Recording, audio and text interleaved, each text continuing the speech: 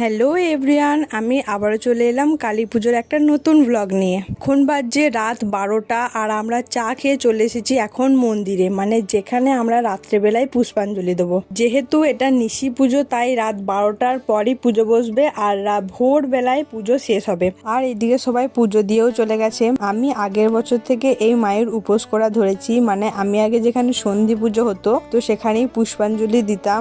এখন আমি দু জায়গাতেই পুষ্পাঞ্জলি দিই। প্রথম আমার একটু ভয় লাগতো যে যদি আমি থাকতে না পারি, তো আগের বছর থেকে আমার ভয়টা কেটেছে আর এই নিয়ে আমার 2 বছর হলো এই মায়ের উপোস করা। এই যে পুজো প্রায় শেষের দিকে আমাদের পুষ্পাঞ্জলিও দেওয়া হয়ে গেছিল। এখন আমি হোমের টিকাও নিয়ে নিয়েছি আর এখন হচ্ছে আরতি। আমাদের পুজো শেষ হতে হতে প্রায় বেজে গেছিল সকাল 5টা আর আমি পুজো নিয়ে এখন আমি যাচ্ছি বাড়ি। আর ভোরবেলায় আমার এতটাই ঘুম পাচ্ছিল তোমাদের আর কি বলবো। তো তারপর বাড়ি এসে ড্রেস চেঞ্জ করে এখন প্রসাদ আর জল খেয়ে নিচ্ছি। তো আজকের মতো ভিডিওটা এত দূরই, দেখা হচ্ছে তোমাদের সাথে আরো কালী পুজোর নতুন নতুন ব্লগ নিয়ে।